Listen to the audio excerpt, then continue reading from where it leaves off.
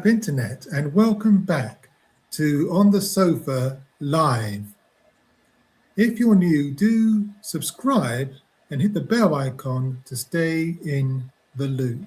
This is from The Times. George Cottrell failed to declare gifts to Reform Office.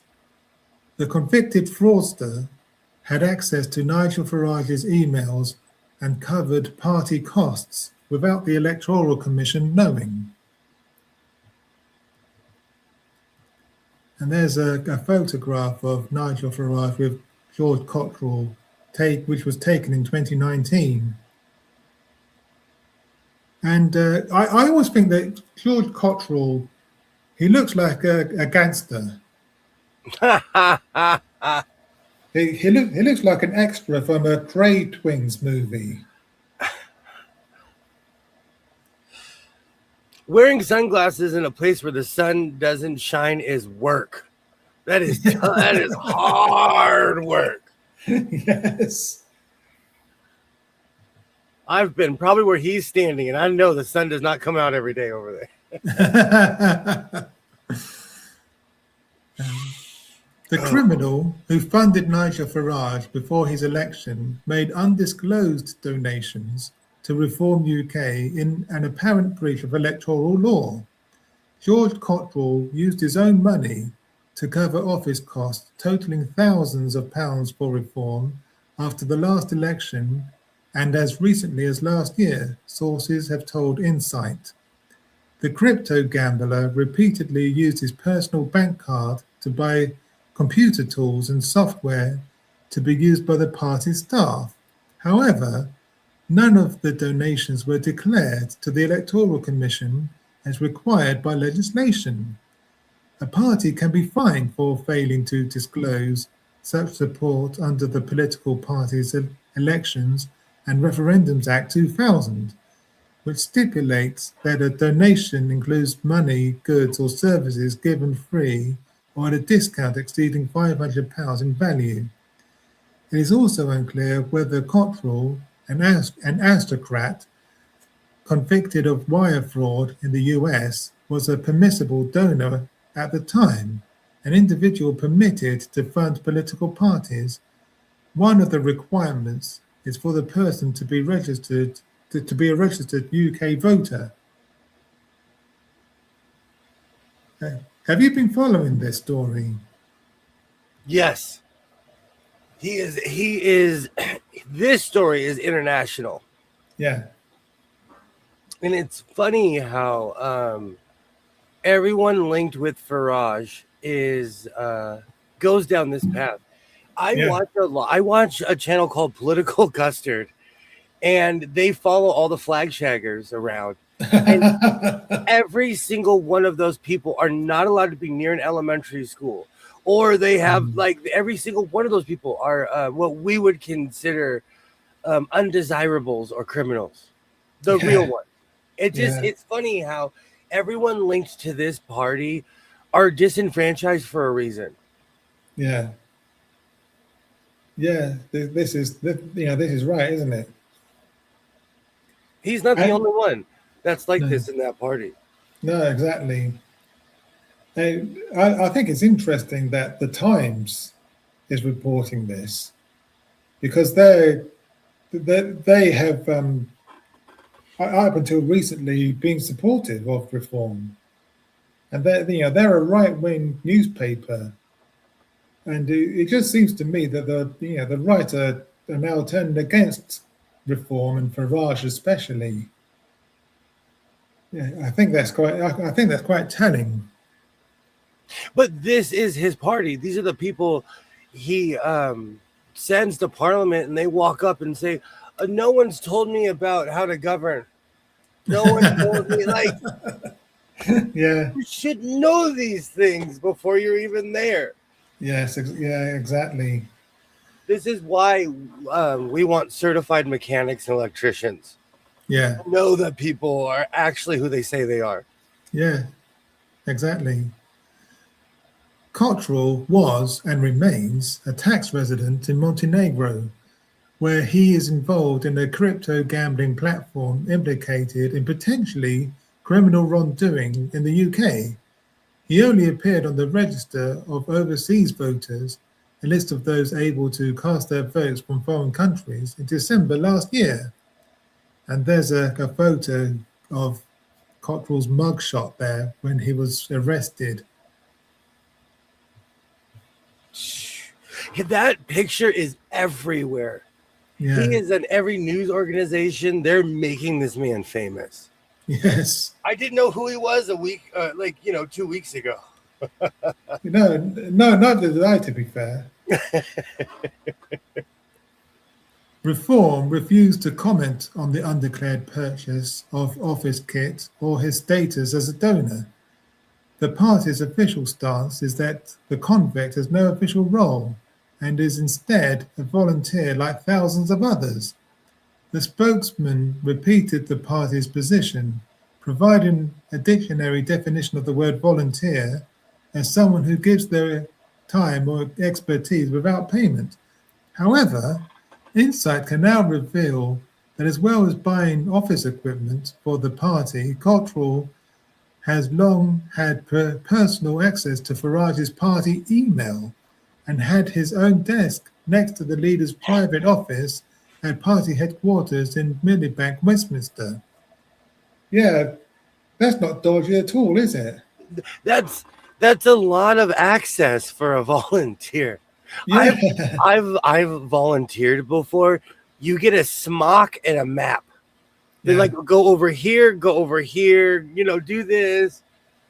You get a vest and someone tells you what to do. Yeah. This sounds more like a personal assistant role than a volunteer. But again, anytime anything happens, they completely disavow any knowledge. They'll say, I don't know this person, and there's literally pictures of them together. Yeah. Here's another photograph of the two together, taken in 2020. Sources said that Cottrell was so close to Farage, he was one of the two people with permanent access to his email correspondence, the other being his private secretary. The insiders said he sat either with Farage in his personal office at headquarters or in a quad of desks in a room directly next to it, and claimed he was involved in political and fundraising matters at the very highest level. Insight revealed last week that Cottrell routinely carries a party business card bearing the Reform logo and Farage's email. So he is representing the party then, isn't he? It's unclear if the arrangements are ongoing, and when asked about them, the party refused to reply. Asked about his desk, a spokesperson said, "It was none of your business." That seems to be their answer to everything. It's none of your business. It is our business. I mean, you're trying to become the government. Nigel Farage is aiming to become the next prime minister. I think it is the people have the right to know how reform is being funded. Nigel Farage is going out, and the fact that he's going out of his way to deny everything shows that it's a dodgy deal. Yeah. And I'm this not isn't kidding. going to go anywhere. I'm not kidding you. If someone asked me for receipts, I would be like, do you want me to take a picture of it? Would you like me to fax it to you? Would you like me to? Yeah.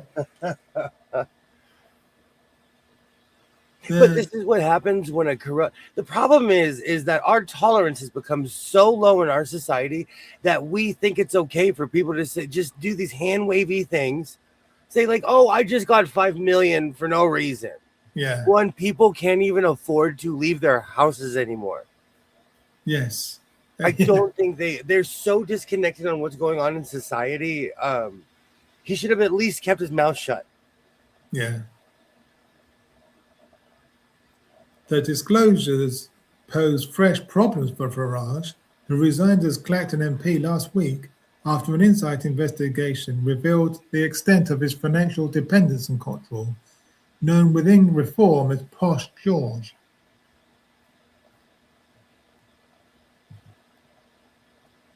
Farage has said Cottrell was like a son to him, and after his election on the eighth time of asking in 2024, gave him an official copy of his maiden speech. "Thank you for everything," it read. Cottrell, who was jailed for his role in a dark web money laundering conspiracy in the US in 2016, is known to describe Farage as Daddy. And I'll let people read into that what they want. I think Freud would have a field day.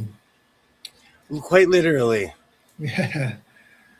The 32-year-old is already at the centre of a Metropolitan Police investigation into £500,000 donated to reform by his mother, Fiona, 67, but whose true source may have been disguised or concealed. She described herself in legal documents as a retired stylist and would not comment when approached outside her cottage in Worcestershire.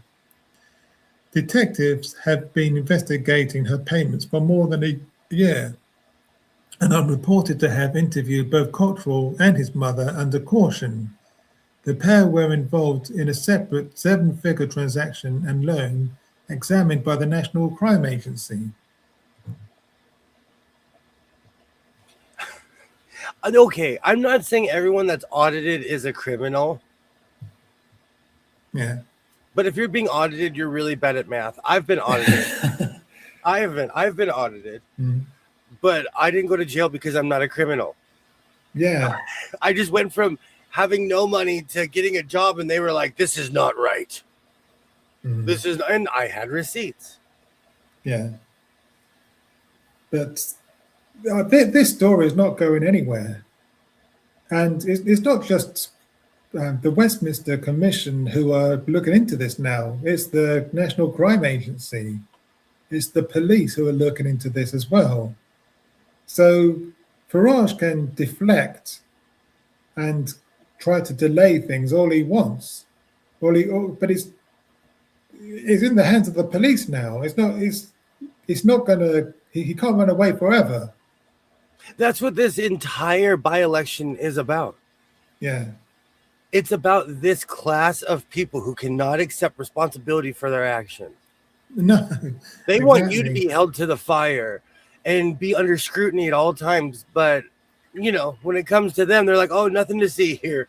Walk along, nothing to see here." Yeah, exactly. And it's all going to blow up in his face. Like in America, justice is slow. Yeah. Is your justice system slow? It can be, especially when you're dealing with people like Farage who have, millions of pounds at their disposal, and because they can afford, the best lawyers, you see, and keep it in the courts for years sometimes. It's the same thing here.